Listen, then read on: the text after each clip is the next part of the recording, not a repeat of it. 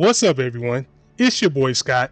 Welcome to the Scott Report, and today we're doing a little bit something new for our Marvel Rivals content, and something that I've said in the last few videos that I've been wanting to do for a while for the channel, but I just couldn't think of how I wanted to implement it. Today, we're going to this will be the very first Marvel Rivals lore video. Season 3 is upon us, and with that being underway, we now have a new character in the immensely powerful Jean Grey, better known as the Phoenix. Definitely put some respect on this lady's name, because this is a cosmic entity you're looking at right here. So with this video, we're going to dive into her origin. We're going to take a look at her powers, and we're going to get to know a little bit more about her.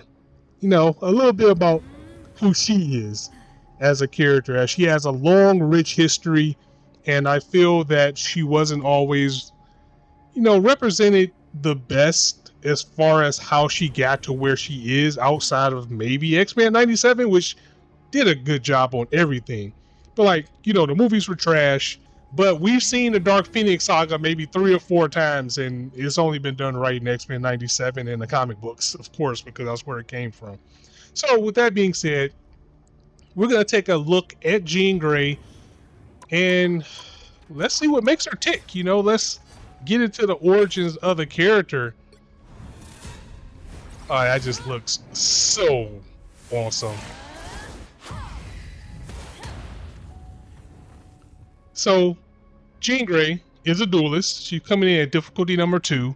Original X-Men Jean Grey boasted immense psychic powers even before becoming host of the unbridled Phoenix Force, the embodiment of life and psionic energy across the universe. There's a lot of typos in this thing. Anyway, now aligned with this ancient cosmic power, Jean and the Phoenix traverse space together, burning bright as both a spark of creation and inferno of destruction.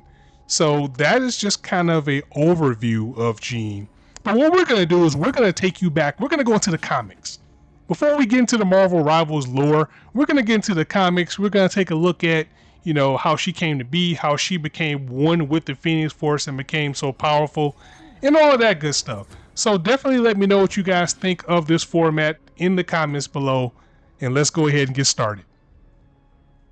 So as we all know, Jean Grey is an immensely powerful telepath, and she also has telekinesis, so she can read your mind, she can move things, she can make projections in your mind, all types of crazy stuff, and she probably is the second most powerful telepath next to Charles Xavier.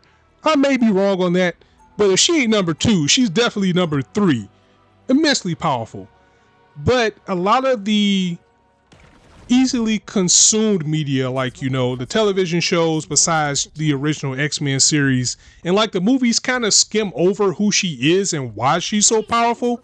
And there's also 2 sides to this coin, because not only is there Jean Grey, there is the immensely powerful cosmic entity called the Phoenix Force, which when you take a look at things in the current comics, and as of the past few years, they're merged together now. So basically, the Phoenix and Jean are one and the same. That's something we'll get to a little bit later. But how do we actually get there? You have to go into the origins of the mutant. So Jean Grey, again, as I mentioned, has the power of telepathy and telekinesis, which first manifests when her best friend was killed in a car crash. Jean mentally linked with her friend, and she nearly died as well. And this event left her comatose. She was brought back to consciousness when her parents sought the help of Charles Xavier to bring her back to find out what was wrong. Xavier blocked her telepathy until she was old enough to be able to control it, leaving her with access only to her telekinetic powers. So Charles saw something in her that made him a little bit leery that she wouldn't be able to control that at such a young age. So in a sense, he kind of blocked it off. With that being said, he later recruited Jean to be a part of his X-Men team as Marvel Girl. And as the team grew, as they became a family, as they began to move along, she was the only female member for a while. Several missions would pass, and Xavier then removed Jean's mental block when he felt that she was ready to kind of wild out and use her telekinesis and her telepathic powers a little bit more. This is also around the time that she began to have her relationship with Cyclops, you know, her eternal babe. Even though that's been a little bit muddy too, you know, because it's been some things with her, it's been some things with Wolverine, it's been some things with Scott, it's been some things with Emma, but that's whether here nor there. Either way, you know, the main point of things is like, no matter what will happen, you know, like Cyclops is like her baby daddy. He's always going to be there, no matter whether they're together or not. But anyway, to get back on track, she started off as Marvel Girl, just limited powers, but she got stronger and stronger as the years went by. The thing that we really need to focus on is a story I'm sure everybody is familiar with, and that is the world famous Dark Phoenix saga. And during this saga is when we get introduced to what the Phoenix Force is. The Dark Phoenix, which is a whole nother side of Jean that is corrupted by, you know, corruption, malice, and all that good stuff. And then, as I said before, there's another side of Jean that can control all of this, and she is basically on par with a Celestial. But during the Dark Phoenix saga, the X-Men were on an emergency mission in space. The X-Men shuttle got damaged and it landed. Jean was able to pilot the shuttle back to Earth, but it is exposed to fatal levels of radiation. This was fatal to Jean as well, but she was determined to save Cyclops and her friends. So Jean calls out for help, and her telekinetic powers are so vast that she actually got the attention of the cosmic entity, which was the Phoenix Force. The Phoenix Force, which is the sum of all life in the universe, is moved by Jean's wish to save herself and her friends. It takes the form of a duplicate body to house Jean's psyche. The duplication is so exact that the Phoenix Force believed that it was actually Jean as well, and places Jean's dying body in a healing cocoon under the ocean. The cocoon is later described as a phoenix egg. The ship crashes in Jamaica Bay, and the X-Men are unharmed. So this kind of goes into like how Jean, for the most part, even if she dies at some point, she will be resurrected by the Phoenix Force because she just has a cosmic entity that has her back like that. But the Phoenix Force, assuming Jean's identity, emerges wearing a new costume, which was red instead of her classic green and yellow, which is how you can tell when she's Dark Phoenix or when she is just regular Phoenix. So now that the Phoenix Force is in her body, is down in the red and yellow, it's calling itself, well, it was deemed the Dark Phoenix, but that's basically what the Phoenix became because, you know, it was kind of how you distinguish between the two. Phoenix continued life as Jean Grey until she woke up from the cocoon. Later on, we go into the Dark Phoenix saga. Phoenix becomes overwhelmed and corrupted by her first taste of evil, which isn't going to be hard once you start hanging around on Earth. And then that's when she transformed into the destructive Dark Phoenix, inadvertently killing like a whole bunch of stuff across the solar system. I mean, she was just going around just wiping out stars and universes and just consuming things to get more powerful and just being enraged. So once the Phoenix started doing that, Jean's personality manages to take control.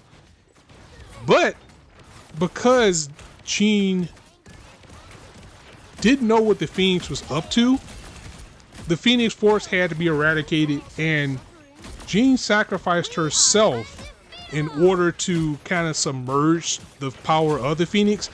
Now again, this is kind of just the abridged story of what's going on with the Phoenix Force, because there's a lot of things going on with the Mcron and things like that as well. If you guys would like for me to deep dive more into this, then please let me know. I'm more than happy to make a whole lore video on it. But this is just kind of giving you a backstory of what happened with Jean and why Jean is merged with the Phoenix and Marvel Rivals. And we'll also get into her Rivals lore to see why she has now joined the fight in Rivals. But the Dark Phoenix saga was a very iconic story. It came out in 1980, and its effects are still held to this day. And also to this day, the only thing that adapted correctly was X-Men animated series. But Whenever Jean perishes, she's always revived by the Phoenix. She was actually gone for a little while, then she came back.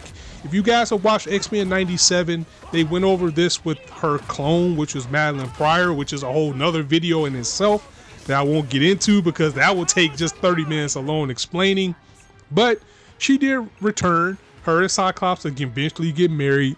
X-Men go through a lot of trials and tribulations together with her, you know, pretty much being just powerful with the Phoenix in the pocket as well. Now, she does die again in like the 2000s around the Grant Morrison era. And this is when we see the more evolved version of the Phoenix that we know of now with, you know, her becoming the Phoenix of the White Crown. And basically the Phoenix of the White Crown is Jean and Phoenix being perfectly fused, working perfectly together. And for all intents and purposes is a version of Jean that we see currently now in the comics, and we also are seeing here in Marvel Rivals. Because once they're merged, they're able to go into a whole existence called the White Hot Room. Like, you know, I'm sorry to go off track here. Like, just doing these lore videos make me really want to dive into my love for comics and start doing these things. I don't want to bog you guys down too much, but I do want you to understand who the character is and how they got to where it was. So we see this Jean that we have now because they were finally able to merge together and make peace with each other. And with that being said, Jean is so powerful now that she is a cosmic entity. I mean, she is up there with the Celestials and other things. Like, she can probably solo Galactus, like alone, no problem. That's how powerful she is as the Phoenix. And then we're not even getting to her powers. I mean, Jean's an Omega level mutant. So basically Omega level mutants, which the number's getting out of hand. But back in the day, you know, like in the 80s, 90s, I think they started classifying it around the 90s. It wasn't until recently, until like the late 2010s to 2020s, that the numbers started expanding. Like, it used to only be like 10. Now we're just getting more and more and more. But Jean is a Omega level mutant, and at her highest and strongest potential and fully merged with the Phoenix Force, she is a cosmic threat that she has under control. But, you know, she, just like in her current comics, she's just up in space doing her own thing now because that's how powerful she is. But as far as her powers, you know, by her being a telekinetic, she has immense power over being empathetic. I mean, she's an empath. She can feel and manipulate emotions of other people, and she can also connect people's minds to kind of make everybody kind of like a hive mind or a hub. We see Emma Frost do this a lot as well, especially like with our daughters, a step for cuckoos. But that's one ability Jean can do. We know that she has immense telepathic abilities. You know, she can read minds. She can control people if she really wanted to. She can project herself across many people. She can make, you know, illusions. There's anything that you can control with the mind, she's actually able to do. With her telekinesis as well, she's able to perform telekinetics at a high ability to the point where she can levitate and rapidly move at all manners all manners of things. Like, she can move inanimate objects, she can move animate objects, she has enough power to move large objects, small objects, levitate, you know, change molecules, create force fields, shoot energy, shoot fire, you know, with her being part of the Phoenix Force. She can also have power over energy with her being part of the Phoenix. One thing that I kind of forgot about that she can actually do as well is that she can also make psychic weapons. Like, we see Psylocke do this all the time, like with her Psy blades and things that she make. Jean can do that as well. That's just not more of her speed. But as she's grown as a character and begin to evolve more and more, she's able to use her abilities to make, you know, psionic weapons as well. And she learned that with actually teaming up with Psylocke. And then again, you know, it goes without saying, you have the Phoenix Force, which is just the ultimate thing of power, which grants her resurrection because it can take her essence, it can make a Phoenix egg. A lot of times it's just comic book stuff. But overall, if you just wanted just a straight up power set on Jean and what she can do, astral projection, telekinesis, telepathy, and empathy.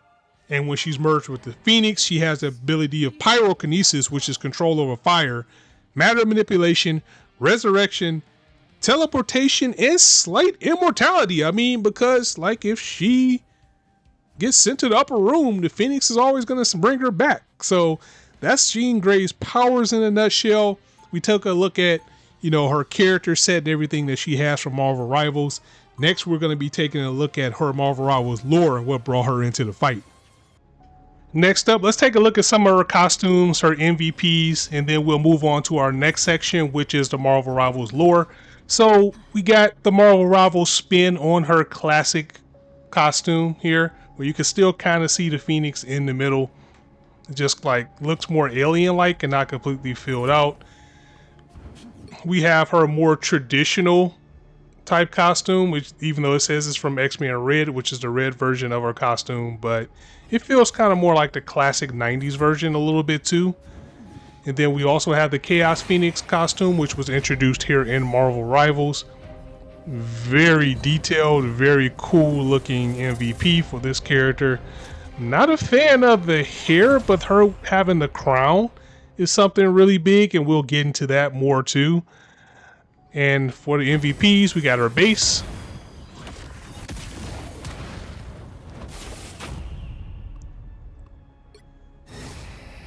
And we have the one for this costume as well.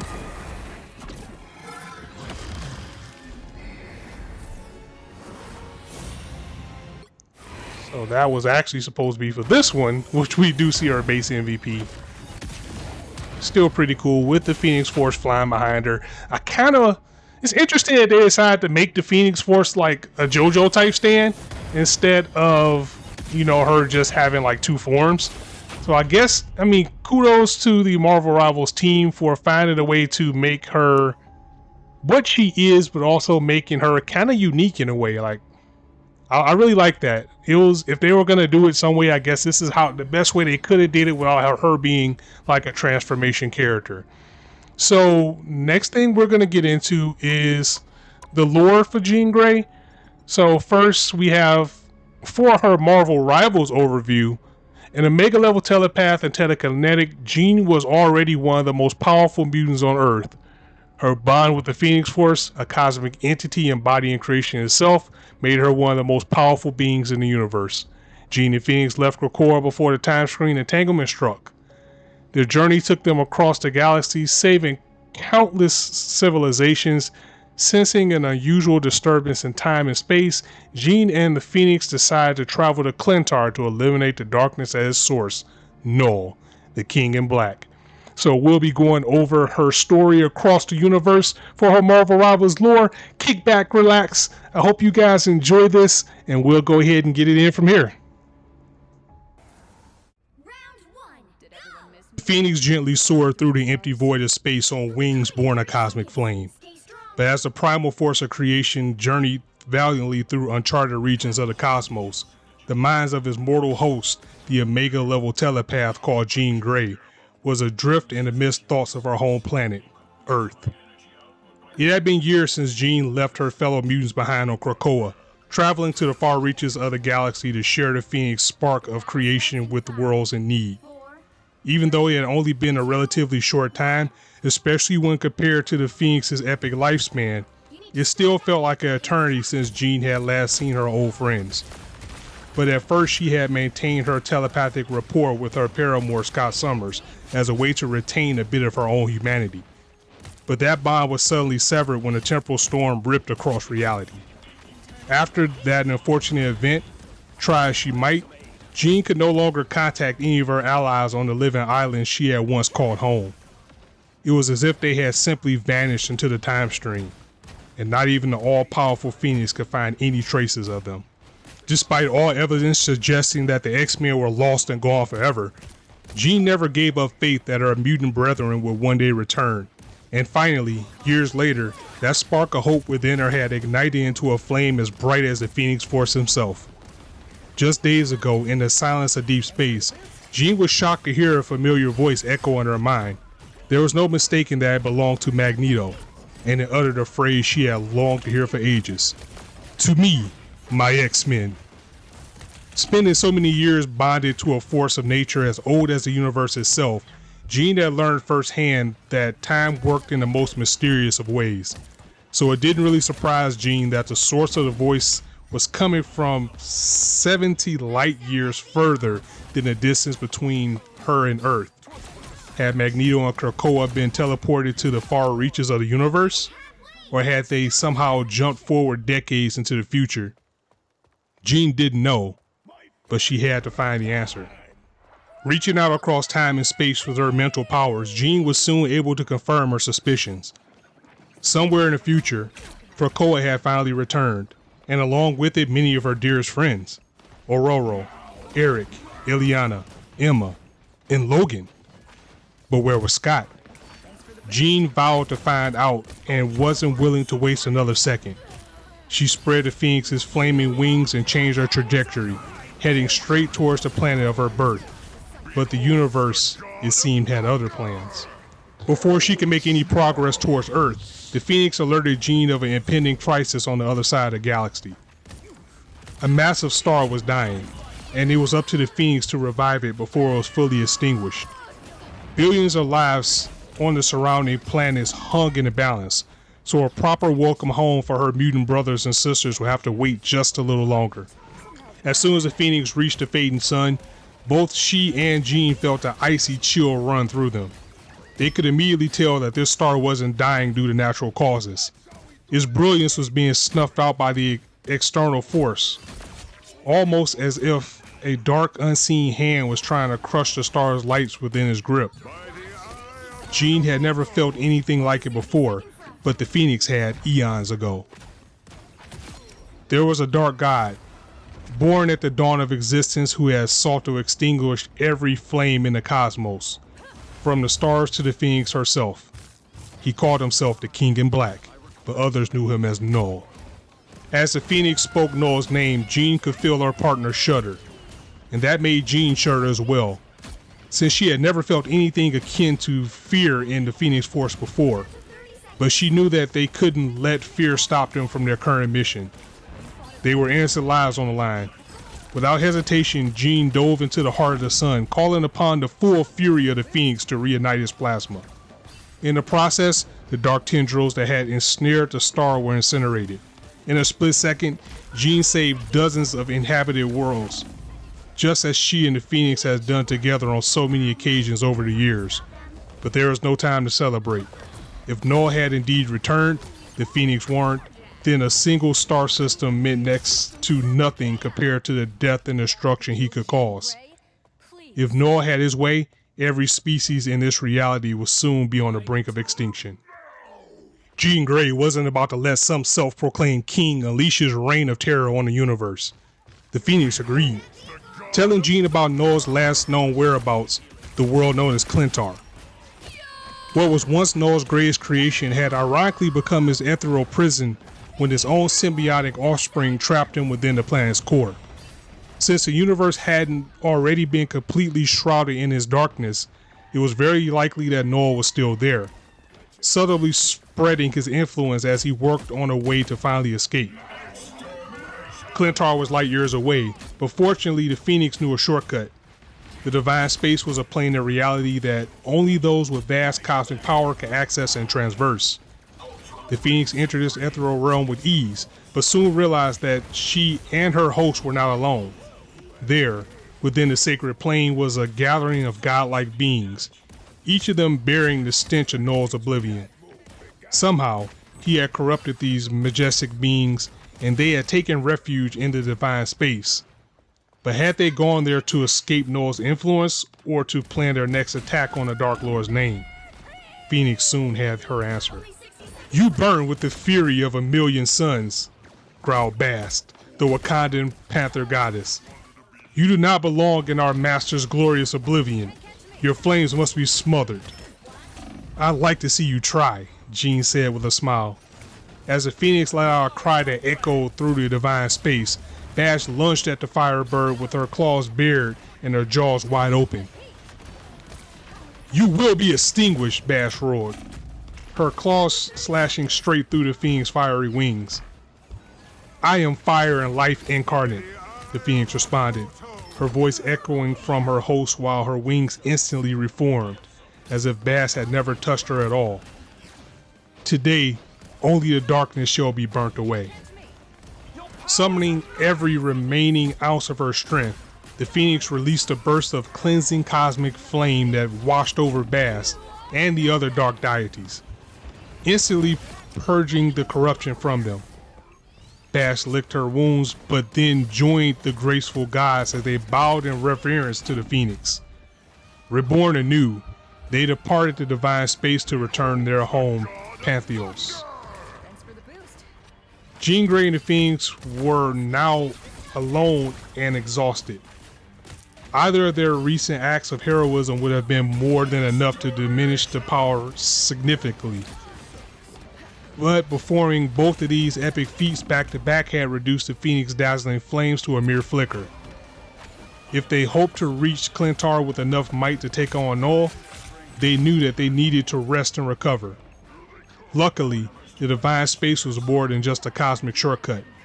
This realm was also teeming with primordial forces that will help restore the Phoenix to her full glory in nearly no time at all. As she floated in this peaceful plane, Jean closed her eyes and let her mind drift once more, but this time she wasn't sensing her friends back on Earth. Instead, thanks to the strange energies flowing through the divine space, she found herself catching brief glimpses of the past, the present, and the future. A strange image formed in her mind, as real as anything she had ever experienced before. She was enveloped in a flood of sacred energy, a raw, chaotic power that seemed to somehow simultaneously oppose and complement the Phoenix force. She could feel the Phoenix fighting against it at first, but eventually embracing it. The two forces reached a perfect balance, condensing into a burning scarlet crown that perched on Jean's head. Jean's eyes shot open as she reached up, but even though she could still feel the weight of the scarlet crown, it was gone. Even so, Jean knew that this had been more than just a dream. It was a vision of what was to come. And though she didn't know exactly what it meant, she had a feeling that she would find out soon enough. Jean didn't know how long she had been lost in this dream state. It could have been mere moments or countless days, but in that time the Phoenix Force had thankfully been restored to full power. Without a word shared between them, they exited the divine space together, leaving a glowing trail of celestial fire in their wake.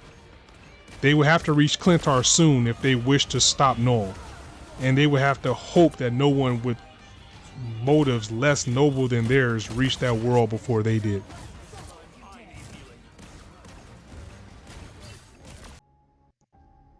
And there you have it. So I hope you guys have enjoyed this installment of Who Is, with the first installment being Who Is Jean Grey, aka the Phoenix. I had fun doing this, and I put a lot of work into this, so I hope you guys enjoyed it. So every time there's a new character, or even some of the other characters in Marvel Rivals, let me know who you guys want to know about. We'll be diving into these every season with the character that's out. I know I'm very excited to do Blade next as well. And I'm going to go ahead and get up out of here. So guys, once again, let me know what you thought of this format in the video, in the comments below. If you liked the video, go ahead and drop it a like. And if you want to hear more, go ahead and hit that subscribe button. Also, be sure to follow me on Twitch at The Scott Report, while I stream Marvel Rivals at least once a weekend, randomly throughout the week. And I'll catch you guys soon. So as I always say, you guys could be anywhere on YouTube right now, but you chose to listen to me. I really appreciate that. So thanks for stopping by. On that note, it's your boy Scott signing out. See you soon.